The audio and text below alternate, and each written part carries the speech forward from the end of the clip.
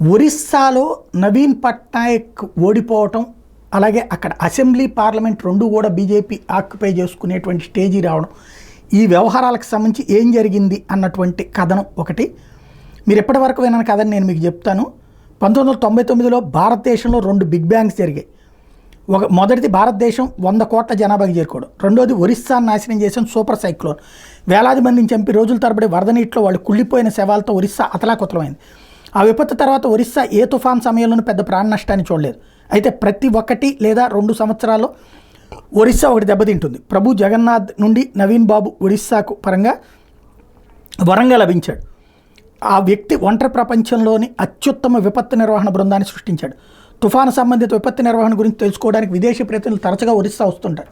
ఒరిస్సాలో బీజేడీ ఎందుకు పతనమైందో మీరు తెలుసుకోవాలనుకున్నారా? ఎందుకంటే ఈ వ్యక్తి స్వయంగా దాన్ని కోరుకున్నాడు. ఎవరు?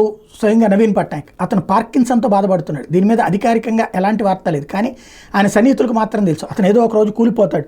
ఎప్పుడంటే కాలమే నిర్ణయించాలి. పాండ్యన్ అనే వ్యక్తి అతను ఎల్లప్పుడూ ఎన్పీకి మార్గనిర్దేశం చేస్తాడు, కానీ అతన్ని అంటే నవీన్ పట్నాయక్ అతన్ని నియంత్రించడానికి నవీన్ బాబు జాగరూకతతోనే ఉన్నాడు. నవీన్ పార్కిన్సన్తో బాధపడుతున్న, ఆరోగ్యం బాగోలేకపోయినా మెదడు చాలా చురుగ్గా ఉంది. అతను ఏ ఊబిలో మునిగిపోతున్నాడో అతనికి తెలుసు. అతను గెలుస్తూనే ఉంటే అతను సంతకాలు చేయడానికి మాత్రమే పరిమితమయ్యే కీలుబొమ్మ సీఎం అవుతాడు, కానీ అసలు అధికారం పాండ్యం చేతిలో ఉంటుంది. ఈ దుస్థితి నుండి బయటపడడానికి ఒకటే మార్గం. అయితే పార్టీ ముఖ్యంగా ఎన్నికల పోరాటం కొనసాగిస్తే మాత్రం ఓడిపోడు. అందుకే ట్రిక్ ప్లే చేశాడు. పాండ్యాన్ని క్రమంగా ముందు వరుసలోకి జరిపాడు.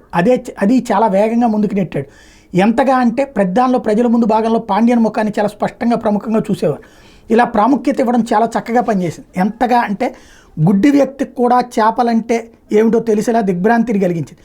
పాండ్యన్కి తన సొంత సమాధుల్ని తానే స్వయంగా తవ్వుకుంటున్నాడనే సంగతి ఏమాత్రం గ్రహింపుకి రాలేదు. అవేంటంటే మంచి ఉద్దేశంతో ప్రారంభించిన పూరి జగన్నాథ్ పరిక్రమ అనబడే పూరి కారిడార్ నవీన్కి 2014 నుంచి కూడా ఒక స్వప్నం, అవినీతికి నిలయంగా మారింది. రెండోది, అవినీతి మాత్రమే కాదు, జగన్నాథ్ మందిరానికి చెందిన మేఘనాథ్ ప్రాచీర్ చుట్టూ ఉన్న అనేక 1000 సంవత్సరాల నాటి మఠాలు ఎలాంటి దాడి ఎదురైనా ఆ దాడులను ఎదుర్కొనే ఉద్దేశంతో శ్రీమందిరానికి రక్షణగా ఈ మఠాలు రక్షణ కవచంగా పనిచేసే విధంగా నిర్మించబడ్డాయి. పునరుద్ధరణ పేరుతో అవి కూల్చివేయబడ్డాయి. ఈ మఠాలను కాపాడొచ్చు, కానీ వాటిని పునరుద్ధరించడానికి వారు ఏ పాలసీని ఆమోదించలేదు. అట్లాంటప్పుడు నిర్లక్ష్యం కారణంగా ఈ మఠాలు మరింత శిథిలావస్థకు చేరుకున్నాయి. ప్రమాదానికి కారణమయ్యే శిథిలావస్థలో ఉన్న నిర్మాణాలను ఎందుకు ఉంచాలి? ఉద్దేశపూర్వకంగా పునర్నిర్మించబడని మఠాల కూల్చివేతను సమర్థించే పదాలవి.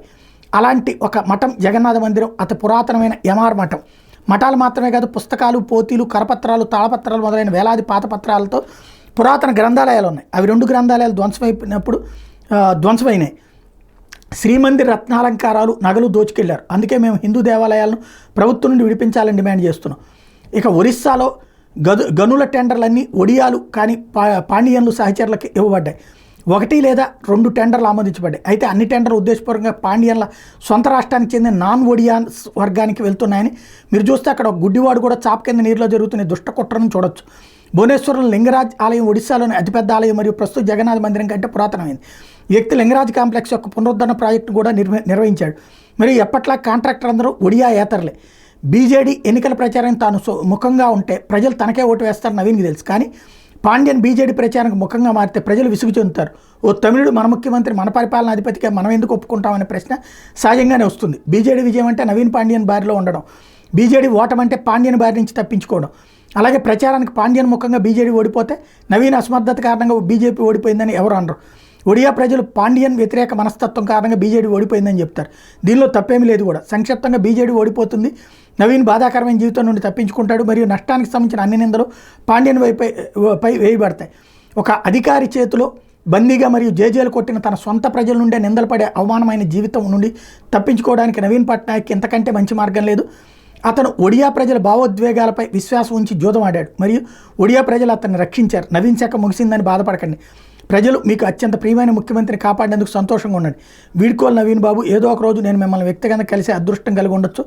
అలాగే ఏదో ఒక రోజు నేను మోడీజీని కలవగోరుతున్నాను. తీరే అవకాశం లేనివి మాత్రమే కావచ్చు, కానీ ఆశ అప్పటికీ శాశ్వతం అంటూ ఎవరైతే అక్కడ ఒక వ్యక్తి పెట్టినటువంటి పోస్ట్ ఇప్పుడు పెద్ద ఎత్తున వైరల్ అవుతుంది. అదే తెలుగులోకి ట్రాన్స్లేట్ అయ్యింది.